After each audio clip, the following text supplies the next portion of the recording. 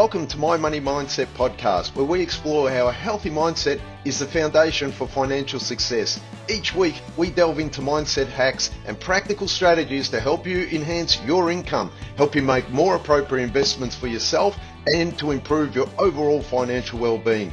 Join us on this journey to transform your financial future by transforming your mindset.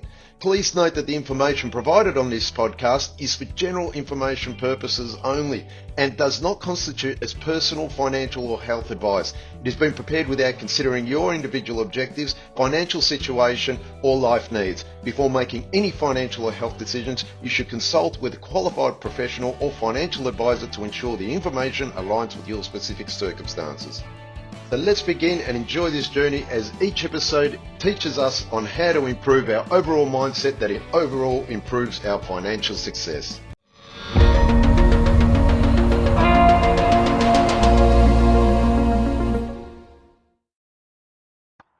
Hi everybody, and I'm doing another episode on guarantors simply because I did get a reaction quite recently from a few people. Email me to ask what would happen in the event that if they were to utilize guarantors when purchasing their first property or even a second property or even an investment property. Now, most of the time, guarantors are only really needed initially to sort of get a leg up and buy the next property. But a guarantor can mean mum and dad, but a guarantor could also mean an investor that wants to do a sort of a joint venture, as they regard that as a JV. So that being said, majority of the emails that I got as inquiries were more about guarantors with mum and dad, and one particular one stood out was a good client that I occasionally did a few little car loans and stuff like that, and was working with her in the past, and she finally has saved a little bit of money, but it's not going to be enough. And the inquiry was more about what she should do jumping on the property market. Mum and dad has now retired, so is that going to be a problem? Her mum and dad still had a little loan left on their owner-occupied property. They also had a couple investment properties, but there was going to be a variable. So we can use, as a guarantor, we could probably use any of those properties, but let's pressure test this and say, look, let's pretend that the parents didn't have any investment property and they only had their own owner-occupied property. They are retired. Now, when going guarantor, the restrictions are predominantly because of the lender's restrictions. That being said, some banks that enable to do guarantor loans will sometimes ask a lot more questions and make it a lot more difficult, as in the parameters, and it doesn't always suit people. Thus, it leaves them sort of not being able to get a loan, and it puts them into lender's mortgage insurance territory. Additional costs and interest rate are often higher when you are borrowing a lot more, when your loan to value ratio is beyond 80%. So that episode did talk about 80%, I'm pretty sure it did, and lender's mortgage insurance in a way. But what that scenario is, having the parents as having a property that still hasn't been paid off, it is still got a bit of a loan on it, but they are able to go as guarantor. Now, that being said, the parents also have the opportunity to refinance and draw cash out. There's also the opportunity to have reverse mortgages and stuff like that. Now, depending on the scenario, the exact scenario, it's always the best idea is to speak to your broker and determine what's going to be the better sort of solution for both your parents and yourself as going as guarantor, and for the borrower as well. But in hindsight, a guarantor can mean a number of things, and if this was the case where there was a loan, there are potentially a lot of different scenarios that could be provided by the broker if you did place an inquiry. It is quite flexible when you do have two securities, and don't always think that you're governed by policies in a sense. I mean, obviously, to a certain degree, you want to make sure, because policies are put in place to also, assist the bank in determining if you can afford it. But it's also there to protect the borrower from over borrowing where they're to a point where they can't afford it, or it's really making a lot of stress on the borrower, as in a lifestyle thing. So you really want to double protect that and have your broker assist you with repayments and stuff like that, right? But that being said, if that was the case where the parents were not working no longer, they still had a little bit of a loan, there could be the advantages. I've had clients where the parents actually sell their place, or they draw cash out on their place, they refinance and they get the cash out and provide that cash to their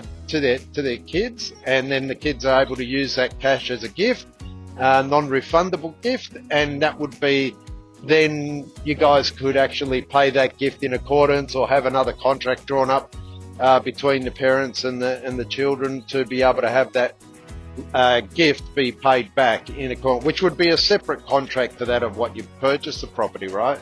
So that being said, there are other ways of doing it. Don't feel as though you are restricted. You really need to have a good mortgage broker or finance broker to be able to assist you with this, because it can get tricky.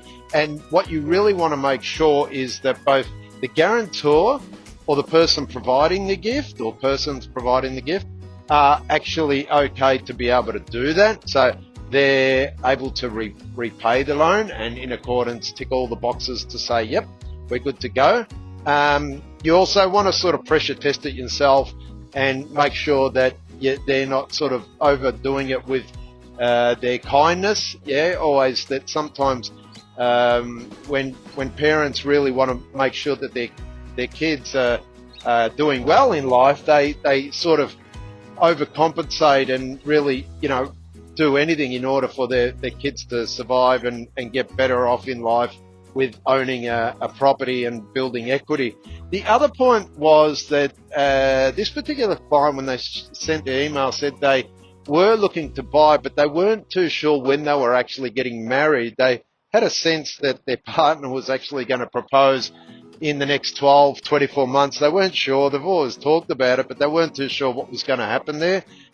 Just like anything, if you do get married, obviously you've got to speak to your solicitor and make sure that, as in, you could have prenup agreements, you could also have all sorts of different variances on the ownership. But once you do get married, you also want to consider the guarantors. What is your exit strategy? The exit strategy meaning, how can you pay the guarantors back or the loan back?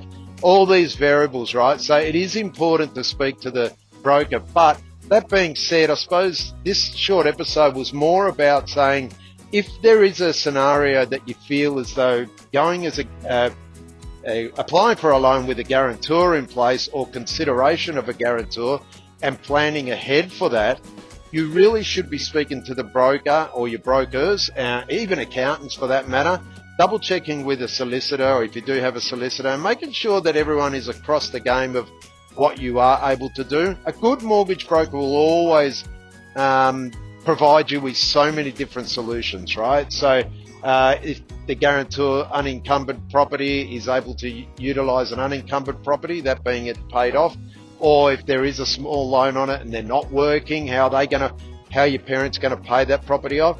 Guarantor could come in as an investor. So an investor would say, hey, I'm going to give you a gift, non-refundable gift once again, or they could buy the property with it. There's so many swings and roundabouts. Don't forget that with a guarantor as well, if it is an investment property, you really got to justify and make some notes as into why you're buying this investment property with a guarantor, and you've got to make sure that you pressure test that with solicitors and forecasting.